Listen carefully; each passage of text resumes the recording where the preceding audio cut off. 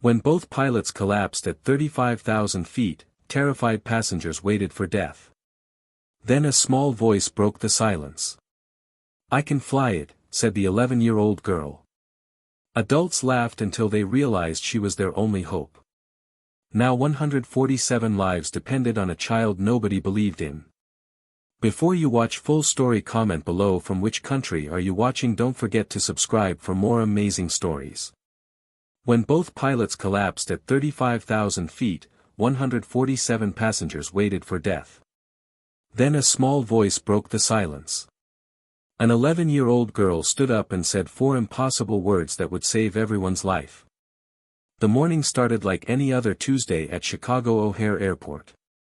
Emma Rodriguez sat quietly in the waiting area for children traveling alone. She wore a bright yellow badge around her neck that said, "Unaccompanied minor," in big letters. Her small purple backpack sat beside her feet. On her lap, she held a tablet showing what looked like a simple game. The airport worker smiled at Emma. "Your flight leaves in 15 minutes, sweetie. Are you excited to visit your grandma in Los Angeles?" Emma nodded politely. Her dark brown eyes stayed focused on her screen. She looked like any normal 6th grader traveling during summer vacation. Nobody knew the incredible secret she carried. When boarding started, Emma walked onto the plane first.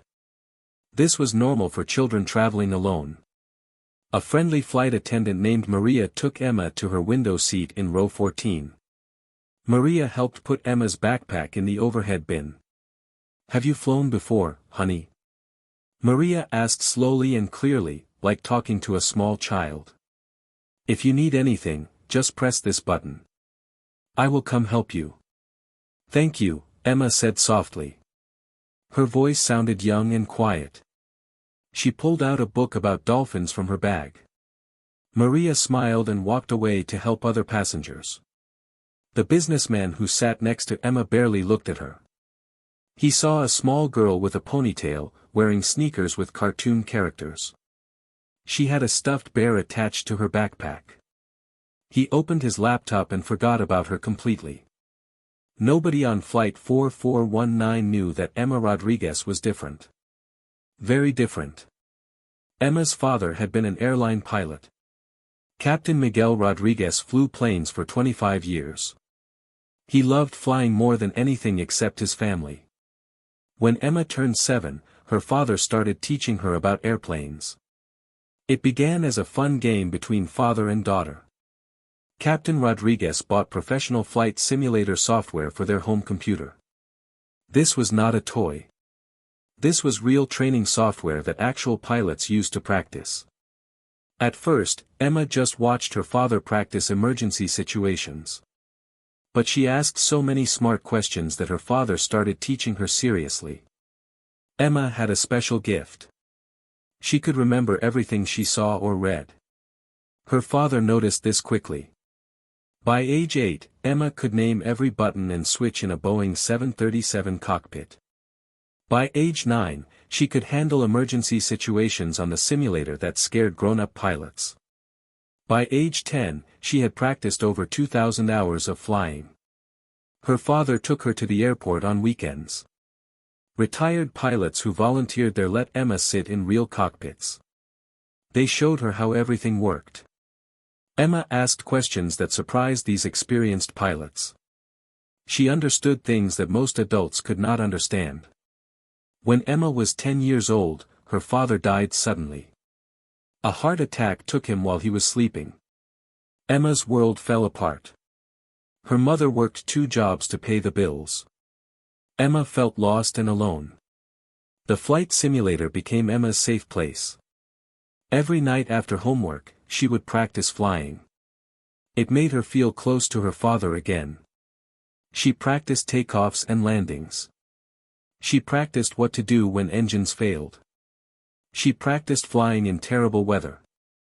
She practiced everything her father had taught her, plus more. Emma's mother thought this was just a computer game. She did not know how serious Emma's training had become. She did not know that Emma could actually fly a real airplane if she needed to. Emma never told anyone about her skills. Who would believe an 11-year-old girl anyway? Now Emma sat on flight 4419, listening to the familiar sounds of the jet engine starting. She recognized every sound, every small bump as the plane moved toward the runway. When the engines roared loud and the plane raced down the runway, Emma closed her eyes. She felt the exact moment when the pilots lifted the nose and the plane left the ground. She knew they were flying at exactly the right speed.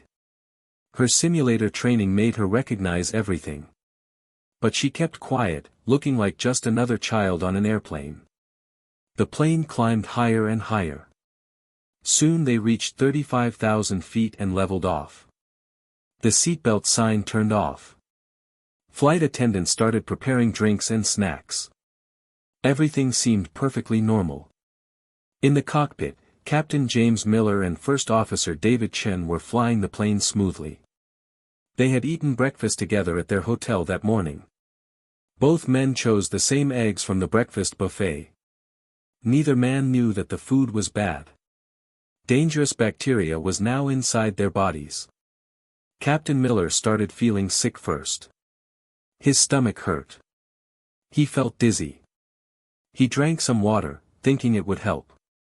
But the feeling got worse. First Officer Chen felt it too. His hands started shaking. His vision became blurry. He tried to focus on the instruments, but everything looked strange.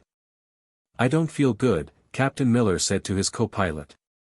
"Me neither," First Officer Chen replied. His voice sounded weak. "Something is very wrong." Both pilots tried to fight the sickness. They were professionals with thousands of hours of experience. But their bodies were shutting down fast. The bad bacteria was attacking them quickly.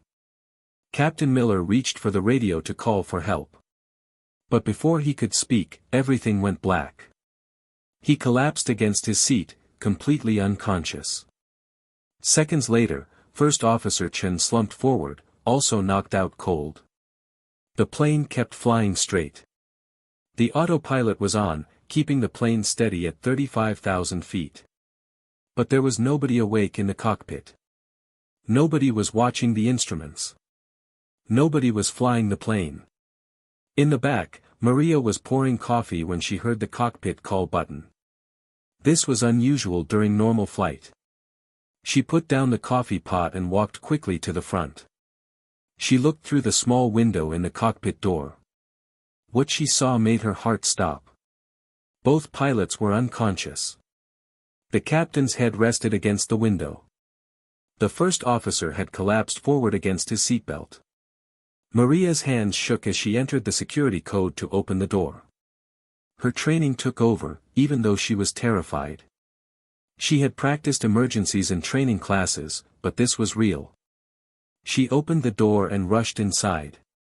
Both pilots were not responding. They were breathing, but they would not wake up. The plane was flying itself on autopilot, but that would not last forever. Maria pressed the call button for the other flight attendants. They came running. When they saw the unconscious pilots, their faces went pale with fear. "Check their breathing," Maria ordered, trying to stay calm.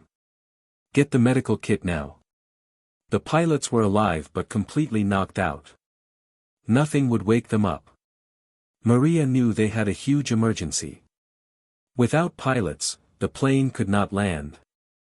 The autopilot could keep them flying straight, but it could not land the plane safely. Eventually, they would run out of fuel and crash. Maria picked up the intercom microphone. Her hand was shaking, but she kept her voice as steady as possible. "Ladies and gentlemen, this is your head flight attendant. We have a medical emergency in the cockpit. I need to ask if there are any pilots on board. If you have any flying experience, please press your call button immediately." The cabin went silent. Then people started talking nervously. Parents grabbed their children. Business travelers looked up from their laptops in alarm. Everyone understood what this meant. Something was wrong with the pilots. Seconds passed. They felt like hours. Maria stared at the call button panel, praying to see lights. But no buttons lit up. Nobody responded. "Please," Maria said into the intercom again. Her voice cracked slightly. "If anyone has any flying experience at all, we need your help right now." Still nothing. No call buttons. No raised hands. The horrible truth became clear to everyone. They were flying at 35,000 feet with no one who could land the plane. They were going to die. People started crying. Some pulled out phones to send final messages to their families, even though the phones had no signal. The businessman next to Emma stared straight ahead, frozen in shock. Emma unbuckled her seatbelt. Her heart was beating fast, but her mind was clear and calm. She stood up in the aisle. Her small body barely reached the shoulders of the adults around her. "I can fly it," Emma said. Her voice was young and clear. For a moment, nobody reacted. Then someone laughed. It was a harsh, bitter sound. The businessman next to her turned to stare. "Honey, sit down," he said. His voice was not mean, but he did not take her seriously. "The flight attendants will handle this." But Emma did not sit down. She walked toward the front of the plane. Her steps were steady and sure. Maria saw her coming and felt her heart sink even more. This was just a child. A little girl who probably played airplane games on her iPad. "Sweetie, you need to go back to your seat," Maria said gently. She tried to guide Emma back toward row 14. "This is not something you can help with." Emma looked directly into Maria's eyes. "I have over 2,000 hours in a Boeing 737 flight simulator. My father was Captain Miguel Rodriguez. He flew for United Airlines for 25 years.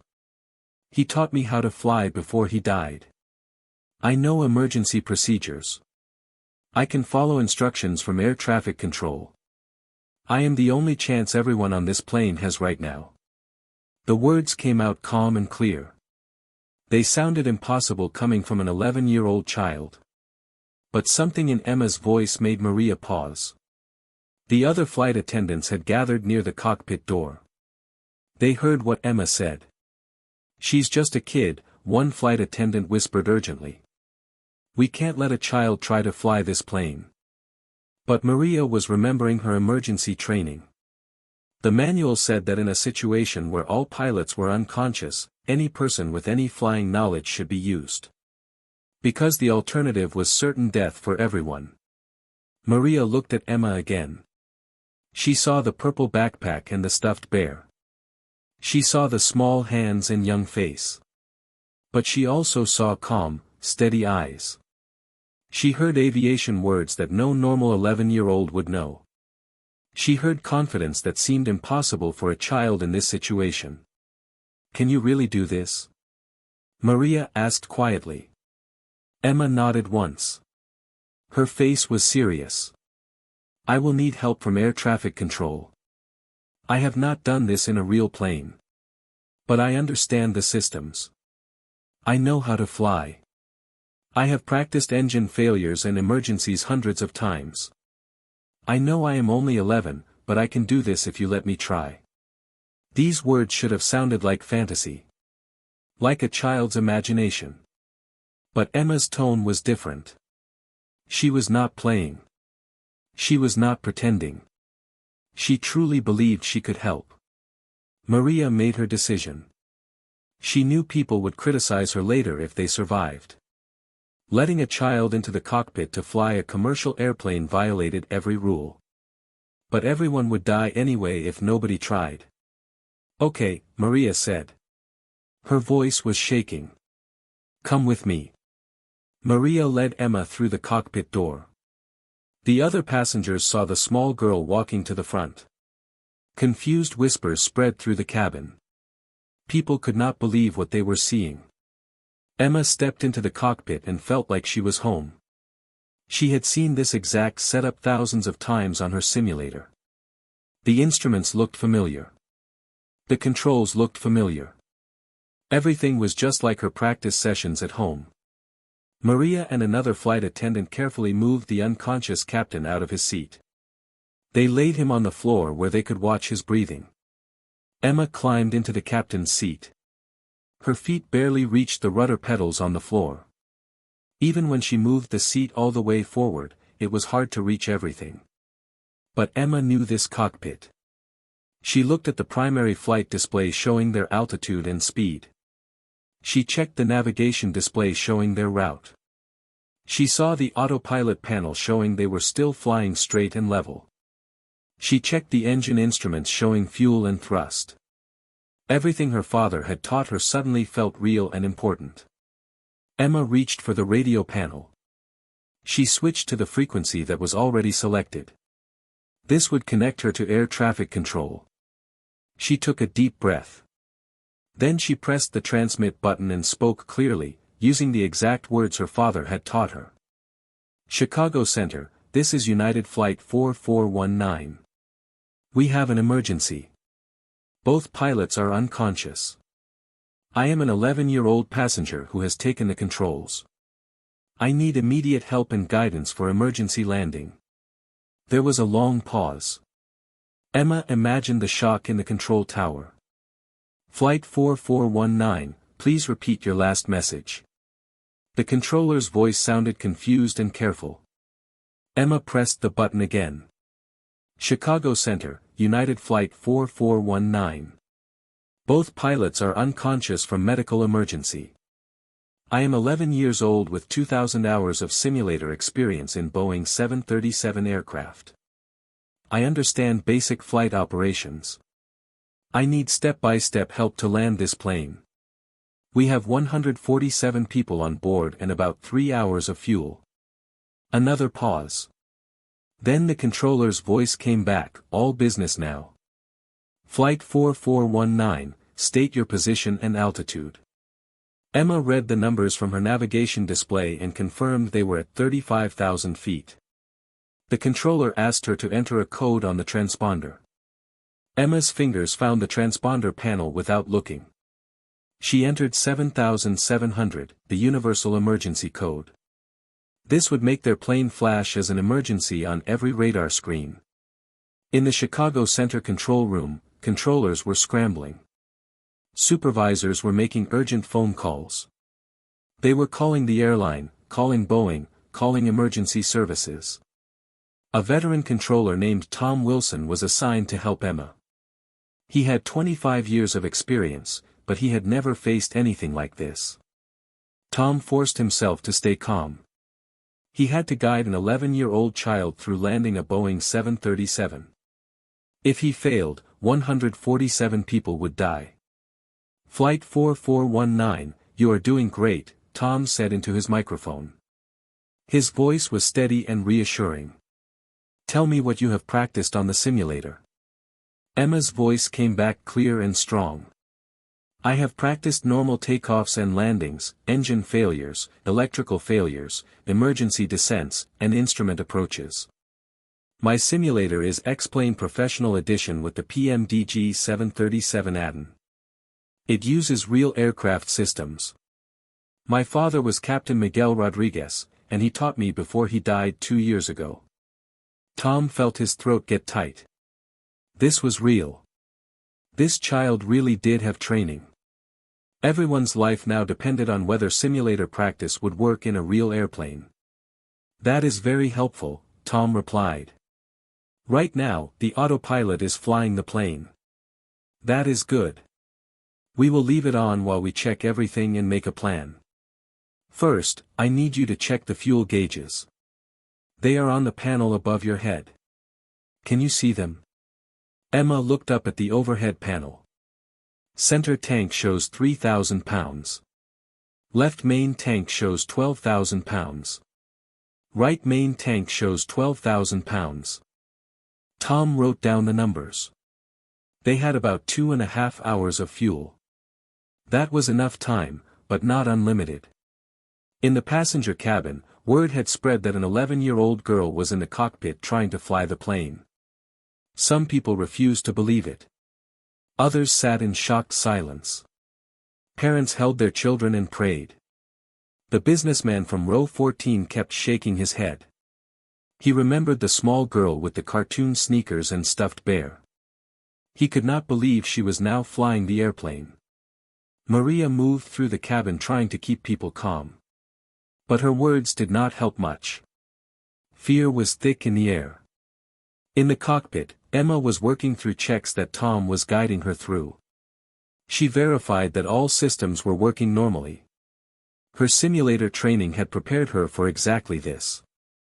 She answered Tom's questions with accuracy that gave him hope. Flight 4419, we are going to send you to Milwaukee Airport, Tom said. It is about 70 miles ahead. It has a long runway and emergency equipment ready. First, we need to program the computer to go to Milwaukee. Have you done FMC programming on the simulator? Yes, Emma replied. Her hands moved to the flight management computer between the pilot's seats. I need the airport code. Tom gave her the code, KMKE. He talked Emma through the steps of bringing up the flight plan page, adding Milwaukee as the new destination, and executing the change. Emma's small fingers worked the buttons carefully. She double-checked each step like her father had taught her. When she pressed the execute button, the plane started turning gently. The autopilot was following the new route to Milwaukee. Emma watched the navigation display update and told Tom the turn was complete. At Milwaukee Airport, emergency crews were getting ready. Fire trucks moved near the runway. Airport workers were preparing for an arrival that nobody could quite believe was happening. Okay, you are doing wonderful, Tom said. He meant it. Next, we need to descend from 35,000 feet. We will do this slowly and carefully. Find the altitude knob on the autopilot panel. It should show your current altitude. Emma found the knob exactly where she expected. I see it. Currently set to 35,000. Tom walked her through turning the knob to select a lower altitude. He explained that the autopilot would start descending when she pulled the knob out. Emma followed his instructions. She felt the plane's nose drop slightly as they started going down. The descent would take about 15 minutes to reach 10,000 feet. Tom used this time to talk with Boeing engineers who had been contacted by the airline. Everyone agreed to keep the autopilot on as long as possible. The challenge would come at the end when Emma needed to disconnect the autopilot and fly the plane manually to land. As the plane descended through 25,000 feet, Maria came to check on Emma. How are you doing, honey? Emma kept her eyes on the instruments. I'm okay. Air traffic control is helping me. She did not mention that her hands were shaking slightly. She did not think about the 147 people depending on her. She focused on what her father taught her: follow procedures, stay calm, trust your training. Tom guided Emma through more checks as they descended. Pressurization was working correctly. Engines were responding normally. Fuel flow was good. Everything was functioning properly. At 10,000 feet, Emma leveled the plane like Tom instructed. They were now about 35 miles from Milwaukee. Tom explained what would happen during landing. They would slow down gradually. They would extend flaps to create more lift at slower speeds. They would lower the landing gear. Then they would make a gentle descent to the runway. Tom had Emma switch to Milwaukee Tower frequency. A different controller named Lisa started helping them. Her voice was warm and encouraging. Flight 4419, welcome to Milwaukee. We have emergency equipment ready for you. The weather is clear, winds are calm, and you have priority to land. You are going to do just fine. Emma appreciated the confidence in Lisa's voice. But she was getting nervous as landing approached. She had landed thousands of times in her simulator. But this was different. This was real. Mistakes would not just restart the program. Mistakes would kill everyone. But Emma forced herself to focus on her father's lessons. Aviation is about following procedures. Stay calm. Trust your training. At 25 miles from the airport, Lisa told Emma to start slowing down and extend the first flaps. Tom stayed on the other radio frequency, also listening and ready to help. Emma reduced the throttles to slow down. Then she moved the flap lever to the first position. She felt the plane's nose go up slightly as the flaps came out. The plane started slowing down. Emma watched the speed carefully, making sure they were going the right speed for that flap setting. At 20 miles, Lisa had Emma descend to 7,000 feet and extend more flaps. The plane slowed more and changed how it felt. Emma made small adjustments to keep everything smooth. At 15 miles, Lisa told Emma to lower the landing gear. Emma moved the gear lever down. She heard the sound of the gear doors opening and the wheels coming down. 3 green lights lit up on the panel, showing all 3 wheels were down and locked. The plane shook from the extra drag. Emma added more power to keep the speed right. "Perfect, Emma," Lisa said, using her name now. "Your gear is down and locked. You are ready for landing. At 5 miles, I am going to have you turn off the autopilot and fly the rest yourself. I know that sounds scary, but you have practiced this. The plane will do what you tell it to. Make small movements. Watch your speed and how fast you are going down. Keep the runway centered ahead of you. You can do this." Emma's heart was pounding now. The autopilot had been flying perfectly. But landing needed a human. It needed feel and judgment that computers could not do. She wiped her sweaty hands on her jeans and grabbed the control wheel. She felt the slight movements as the autopilot made small corrections. At 5 miles, Lisa gave the instruction. "Flight 4419, you can disconnect the autopilot now. Press the red button on the wheel." Emma pressed the button. A beep sounded in her headset. Suddenly, the plane was responding only to her. For a scary moment, the plane started drifting right. Emma pushed left on the wheel, bringing them back to center. The controls felt different than the simulator. More alive, more real. She had to be gentle to avoid jerking the plane around. Lisa talked her through every step. Check speed. Watch altitude. Keep the descent steady at about 700 feet per minute. The runway appeared ahead, a long gray strip that looked impossibly small from up high. Emma focused on keeping it centered. She made tiny corrections with the wheel and rudder pedals. Her feet could barely push the pedals, but she did her best. At 3 miles, Emma was doing well. The plane was stable and tracking straight toward the runway. Emergency vehicles were visible beside the runway, red and white trucks with flashing lights. Lisa's voice was steady. "You are doing beautifully. Speed is good at 140 knots. Descent is perfect. You are right on the center line. At 50 feet above the runway, I will tell you to start pulling back on the wheel to raise the nose and slow down. The main wheels will touch first. Then you lower the nose wheel gently. After you land, pull the throttles back and brake carefully." Emma acknowledged. Her whole world became just the runway ahead and Lisa's voice in her headset. She had practiced this hundreds of times. But her hands were shaking. Her breathing was fast. The runway grew bigger. The radio altimeter counted down. 200 feet, 100 feet, 50 feet. "Start pulling back now," Lisa called. Emma pulled back gently on the wheel, raising the nose. The throttles came back under her left hand. For a moment, they floated between sky and ground. Then she felt the main wheels touch the runway with a firm bump. She held the nose up for a few more seconds, then let the nose gear settle down. Her feet found the brake pedals and pushed carefully. The huge plane slowed under her control. They were down. They were safe. She had done it. The plane rolled down the runway, slowing more and more. Emma kept it centered with small movements. The emergency vehicles followed alongside. When they slowed enough, Lisa told Emma to turn onto the taxiway and stop completely. Emma's hands were shaking badly now. She could barely steer. But she guided the plane off the runway and set the parking brake.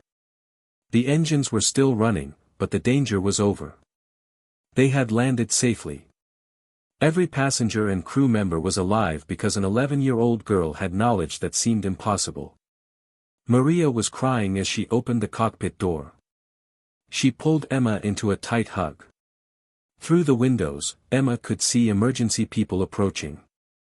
She could see airport vehicles surrounding them. She could see crowds of officials and news cameras. Lisa's voice came through the headset one more time, thick with emotion. "Emma, that was the most incredible flying I have ever seen. You saved every life on that plane. Your father would be so proud of you." The medical team rushed aboard to help the unconscious pilots. Both would survive after treatment for severe food poisoning. Maria explained to the paramedics what happened. How the 11-year-old girl had taken control and landed the plane when no one else could.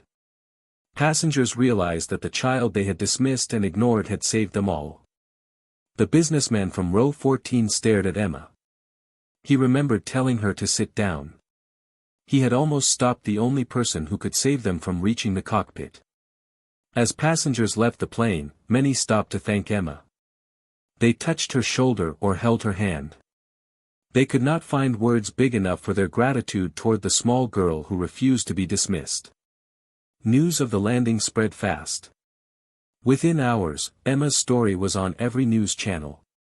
Aviation experts studied the recordings and marveled at how a child with only simulator experience had done procedures that challenged professional pilots. Emma's mother, reached by phone, cried with shock and pride. She explained about Emma's father and the training nobody realized was real. In the days that followed, Emma struggled to understand what happened. She was just a sixth grader who missed her father. Suddenly she was famous as the 11-year-old who saved 147 lives. Schools wanted her to speak. Aviation groups offered scholarships. Airlines wanted to talk about her future career. But Emma mostly wanted to return to normal life. To homework and friends and quiet moments at her simulator where she still felt close to her father. The passengers formed a group they called Emma's Crew. They stayed in touch and met every year to celebrate their survival. They created a scholarship fund in Emma's name for young people interested in aviation. Maria remained close to Emma, often calling to remind her she was the bravest person Maria ever met. The controllers Tom and Lisa received awards, but both said the real hero was the child who stayed calm when adults were panicking. On the first anniversary, Emma stood at her father's grave and told him about the flight. How his patient teaching had saved all those lives. She told him she still practiced on the simulator. She still dreamed of being a pilot someday. His legacy lived on through her love of flying. The purple backpack was retired to her closet, a reminder of who she was before the world knew her name. But the love of flying remained stronger than ever. The airplane itself returned to service with a small sign in the cockpit honoring Emma's courage. Pilots who flew that plane knew its history and felt special responsibility. Emma Chen's story became part of aviation history, studied in training programs and used as an example of exceptional crisis management. But for Emma, the most important thing was honoring her father's memory and proving his belief in her was right. She had been given knowledge as a gift of love. When the moment came, that knowledge saved lives. No greater honor to her father's memory could exist than the 147 people walking around alive because he taught his daughter to fly. Years passed, and Emma's life changed in ways she never imagined. At age 16, she became the youngest person ever to receive a special commendation from the Federal Aviation Administration. The award recognized her extraordinary courage and skill that day at 35,000 feet. Emma continued her education with the same dedication she had shown to learning aviation. She graduated high school with top honors and received full scholarships from 3 major universities. She chose to study aerospace engineering, wanting to understand not just how to fly planes, but how to design them better and safer. During college, Emma volunteered at youth aviation programs, teaching children about flight just as her father had taught her. She saw the same spark of curiosity in young eyes that her father must have seen in hers years ago. She told them her story, not to boast, but to show them that age does not limit what you can achieve if you truly dedicate yourself to learning. The passengers from Flight 4419 never forgot her. Every year on the anniversary of the emergency landing, Emma received hundreds of messages. Birthday cards, holiday greetings, graduation congratulations. These 147 people and their families had become an extended family to her. Several passengers attended her high school graduation. Many sent gifts when she started college. The businessman from row 14, whose name was Richard Chen, became particularly close to Emma's family. He had been on his way to close a business deal that day. After the emergency landing, he realized how precious life was. He sold his company and started a foundation supporting aviation education for underprivileged youth. Emma served on the board, helping guide scholarships to children who loved flying but could not afford training. Maria, the flight attendant who made the brave decision to let Emma try, retired from flying but stayed in close contact.